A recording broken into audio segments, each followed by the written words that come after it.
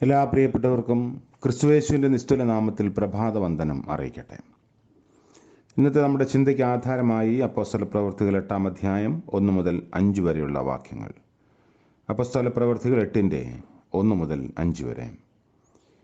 അവനെ കൊല ചെയ്തത് ശൗലിന് സമ്മതമായിരുന്നു. അന്ന് യെരുശലേമിലെ സഭയ്ക്ക് ഒരു വലിയ ഉപദ്രവം നേരിട്ടു. അപ്പോസ്തലന്മാർ ഒഴികെ എല്ലാവരും യഹൂദ്യ ശമരിയ ദേശങ്ങളിൽ ചിതറിപ്പോയി. ഭക്തിയുള്ള പുരുഷന്മാർ സ്തെഫാനോസിനെ അടക്കം ചെയ്തു. അവനെക്കുറിച്ച് വലിയൊരു പ്രലാപം കഴിച്ചു. എന്നാൽ ശൗൽ വീട് തോറും ചെന്ന് പുരുഷന്മാരെയും സ്ത്രീകളെയും പിടിച്ചിഴച്ച് തടവിലേൽപ്പിച്ചുകൊണ്ട് സഭയെ മുടിച്ചു പോന്നു. ചിതറിപ്പോയവർ വചനം സുവിശേഷിച്ചും കൊണ്ട് അവിടെ സഞ്ചരിച്ചു. ഫിലിപ്പോസ് ശമരിയ പട്ടണത്തിൽ ചെന്ന് അവരോട് ക്രിസ്തുവിനെ പ്രസംഗിച്ചു. കർത്താവിൻ്റെ പരിശുദ്ധനാമം വാഴ്ത്തപ്പെടുമാറാകട്ടെ.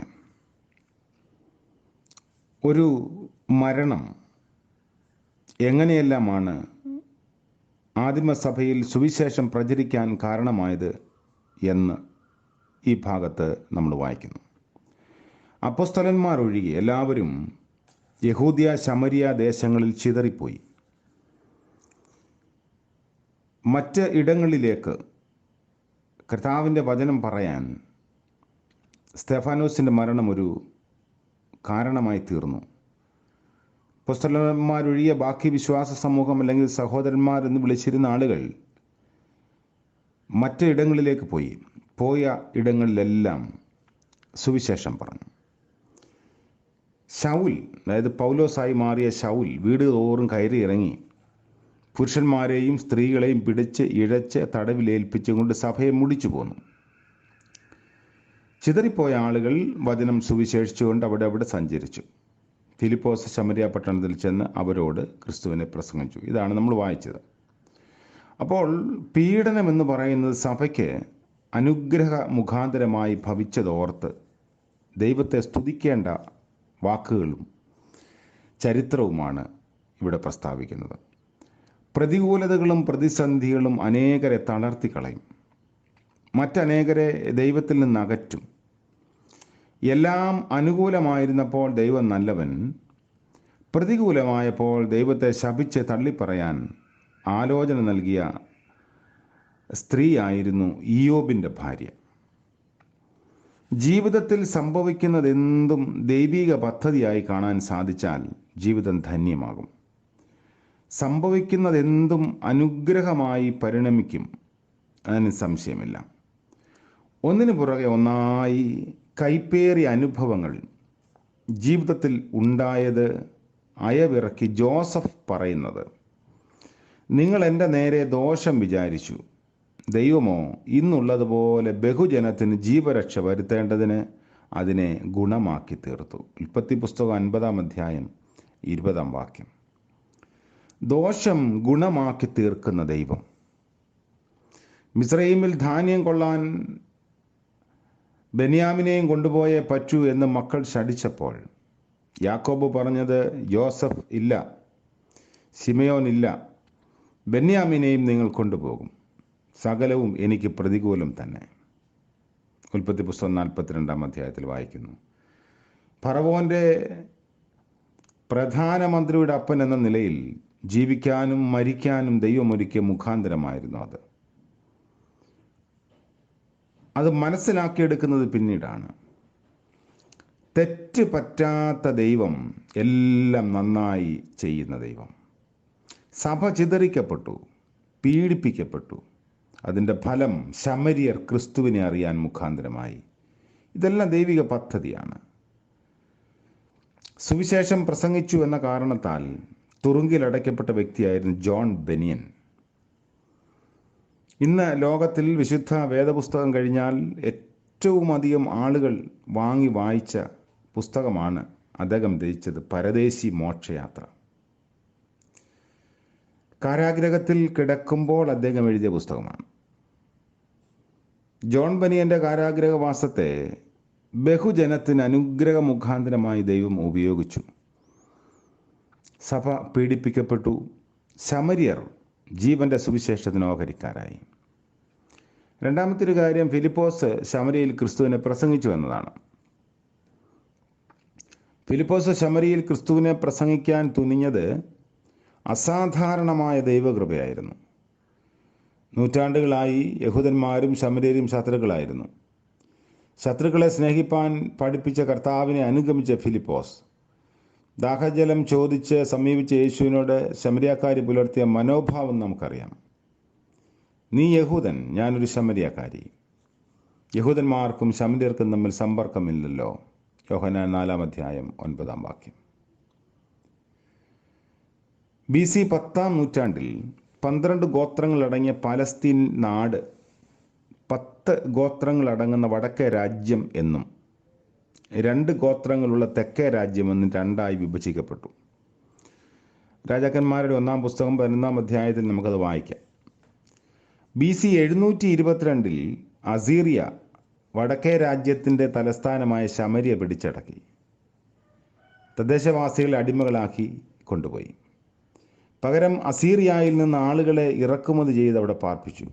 അങ്ങനെ ശമര്യർ ഒരു സങ്കര വർഗമായി അവിടെ നിന്നാണ് ഉത്ഭവിക്കുന്നത്.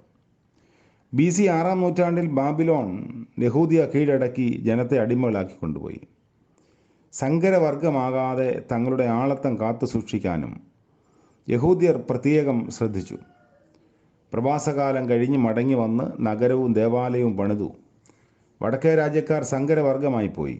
തെക്കേ രാജ്യക്കാർ അവരുടെ തനിമ നിലനിർത്തുകയും ചെയ്തു. അങ്ങനെയാണ് ശമര്യരും യഹൂദ്യരും തമ്മിൽ വലിയ വൈരാഗ്യത്തോടെ, അല്ലെങ്കിൽ ശുദ്ധ നിയമങ്ങൾ പാലിക്കപ്പെടുന്നവരായി മാറിയത്. ഫിലിപ്പോസ് ശമര്യ പട്ടണത്തിൽ ക്രിസ്തുവിനെ പ്രസംഗിപ്പാൻ കാണിച്ച മനോഭാവം സഭയുടെ ചരിത്രത്തിലെ ഏറ്റവും സുപ്രധാനമായ കാൽവയ്പ്പാണ്. അത് പരിശുദ്ധാത്മാവിൻ്റെ പ്രവർത്തനമായിരുന്നു. പരിശുദ്ധാത്മാവ് നിങ്ങളുടെ മേൽ വരുമ്പോൾ ശക്തി ലഭിച്ചിട്ട് യെരുശലേമിലും യഹൂദയിലും എല്ലായിടത്തും ശമര്യയിലും ഭൂമിയുടെ അറ്റത്തോളം എൻ്റെ സാക്ഷികളാകുമെന്നാണ് കർത്താവ് പറഞ്ഞ ഉറപ്പ്. അപ്പോൾ മിത്രങ്ങളോടും മാത്രമല്ല, ശത്രുക്കളോടും സുവിശേഷം പങ്കുവയ്ക്കേണ്ടതുണ്ട്.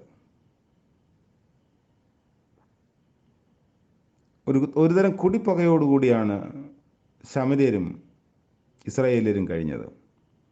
ശത്രുക്കളാണ്, അങ്ങോട്ടും ഇങ്ങോട്ടും ആരോപണങ്ങൾ ഉന്നയിക്കും. ഒരു തരത്തിലുമുള്ള സമ്പർക്കമില്ല. ശത്രുക്കളെയും മിത്രങ്ങളാക്കി തീർക്കുന്ന മാർഗമാണ് ക്രിസ്തു മാർഗം. ഇന്ന് പലപ്പോഴും നമുക്ക് ഇഷ്ടമുള്ളവരോട് മാത്രം സുവിശേഷം പറയണം, ഇഷ്ടമുള്ളവരുടെ ഇടയിൽ മാത്രം പ്രാർത്ഥിക്കണം. അത്തരത്തിലേക്കൊക്കെ നമ്മുടെ സുവിശേഷ വീക്ഷണം വളരെ ചെറുതായിപ്പോയി. എന്നാൽ ആദിമസഭ കാണിക്കുന്ന മാതൃക, ഉപദ്രവിക്കുന്നവരുടെ മധ്യത്തിൽ, ശത്രുപക്ഷത്ത്, ഒരിക്കലും നമ്മളെ സ്വീകരിക്കില്ല എന്ന് തോന്നുന്നവരുടെ ഇടയിൽ പ്രാർത്ഥിക്കാനും സുവിശേഷം പറയാനും ഒക്കെ അവർ മനസ്സ് കാണിച്ചത് കൊണ്ടാണ് ഇന്ന് നമുക്കൊക്കെ ഈ ഒരു വിശ്വാസത്തിലേക്ക് വരാൻ, വിശുദ്ധ വചനം ലഭിക്കാനൊക്കെ കാരണമായത്. അത് ഇന്നും കർത്താവ് ആഗ്രഹിക്കുന്ന ഒരു സംഗതിയാണ്. ഫിലിപ്പോസിനെ കുറിച്ച് നമുക്ക് വളരെ ഒന്നും അറിയില്ല. എന്നാൽ അവൻ സഭയുടെ ശില്പികളിൽ ഒരാളായി മാറി. ക്രൂശിൻ്റെ ചുവട്ടിൽ ശത്രു മിത്ര വ്യത്യാസമില്ല, എല്ലാവരും ഒരുപോലെ. At the foot of the cross all are equal. Yeshu നിനക്ക് അനിവാര്യനെങ്കിൽ അവൻ സകല ആളുകൾക്കും അനിവാര്യനാണ്. എമിൽ ബ്രൂണറുടെ വാക്കുകളാണിത്. If Jesus Christ is indispensable to you, he is indispensable to all. Philipose ശമര്യയിൽ ക്രിസ്തുവിനെ പ്രസംഗിച്ചു. പുതിയ ഒരു ദിനത്തിൻ്റെ പ്രഭാതത്തിലായിരിക്കുമ്പോൾ ദൈവം ആഗ്രഹിക്കുന്നത് പോലെ നിലനിൽപ്പാൻ സാധിക്കണമേ എന്ന് പ്രാർത്ഥിക്കാം. ശത്രുക്കളുടെ മധ്യത്തിൽ മേശയൊരുക്കുന്ന ഒരു ദൈവമുണ്ട്. ആ ദൈവസന്നിധിയിൽ നമ്മളായിരിക്കുന്നു. നമ്മളെ ഉപദ്രവിക്കുന്നവർ, നമ്മളെ അധിക്ഷേപിക്കുന്നവർ, ശത്രുക്കളായി മാറിയിരിക്കുന്ന ആളുകൾ, അവരെയും ക്രിസ്തുവിന് വേണ്ടി നേടാൻ നമുക്ക് സാധിക്കണം. അവർക്ക് വേണ്ടിയും പ്രാർത്ഥിക്കാൻ, ദൈവവചനം പങ്കുവയ്ക്കാൻ ശമര്യയിൽ ഫിലിപ്പോസ് ചെയ്തതുപോലെ ഈ നാളുകളിൽ ശക്തമായൊരു ദൗത്യം സഭയ്ക്ക് ലഭിക്കണമേ എന്ന് നമുക്ക് പ്രാർത്ഥിക്കാം. നമ്മളെയൊക്കെ അതിൻ്റെ ഭാഗവാക്കുകളാക്കി ദൈവം നമ്പുരാൻ മാറ്റട്ടെ. കാരുണ്യവാനായ വാഴ്ത്തപ്പെട്ട ഞങ്ങളുടെ ദൈവമേ, സ്വർഗീയ പിതാവേ, അനുഗ്രഹകരമായ മറ്റൊരു പ്രഭാതം കൂടെ ദാനമായി നൽകിയത് ഓർത്ത സ്തോത്രം. രാത്രിയിൽ നിദ്രയും വിശ്രമം നൽകി അടിയങ്ങളെ പരിപാലിച്ചുവല്ലോ. ജീവനുള്ളവരുടെ ദേശത്ത് കർത്താവിൻ്റെ മഹത്വം അറിയുവാൻ ഞങ്ങളെ ഇടയാക്കി. ഇന്നത്തെ ദിവസം അനുഗ്രഹകരമായി ജീവിപ്പാൻ സഹായിക്കണമേ. ഞങ്ങളുടെ കുറവുകളും കുറ്റങ്ങളും ക്ഷമിക്കണമേ. മറ്റുള്ളവരോട് ഞങ്ങളുടെ മനോഭാവം കുറച്ചും കൂടെ മെച്ചപ്പെടുവാൻ സഹായിക്കണമേ. ഫിലിപ്പോസ് ശമരിയിൽ നിൽക്കുന്നത് പോലെ ശത്രുക്കളുടെ മധ്യത്തിൽ നിന്ന് കർത്താവിൻ്റെ നാമം മഹത്വപ്പെടുത്തുവാൻ ഞങ്ങളെ ഉപയോഗിക്കണമേ. ഇന്ന് ഈ പ്രഭാതം മുതൽ പ്രദോഷം വരെയും അവിടുത്തെ കൃപ കനിവ് ഞങ്ങളോട് കൂടെയിരിക്കണം. ഇന്ന് ജന്മദിനം ആഘോഷിക്കുന്ന പ്രിയപ്പെട്ടവരെയും വിവാഹ വാർഷികം ആഘോഷിക്കുന്നവരെയും ഓർത്ത് പ്രാർത്ഥിക്കുന്നു. കരുണയുടെ നിഴലിൽ കാത്ത് നന്മയുടെ നാളുകൾ അവിടുന്ന് ദാനം ചെയ്യണമേ. യേശു മശീഹയുടെ നാമത്തിൽ പ്രാർത്ഥിക്കുന്നു. ദയവോടെ കേൾക്കുമാറാകണമേ. ആമേൻ. ത്രിയേക ദൈവത്തിൻ്റെ അനുഗ്രഹവും കൃപയും ചിന്തകളും നാം എല്ലാവരോടും നമ്മുടെ ആവശ്യങ്ങളോടും കൂടെ എപ്പോഴും ഉണ്ടായിരിക്കുമാറാകട്ടെ. ആമേൻ.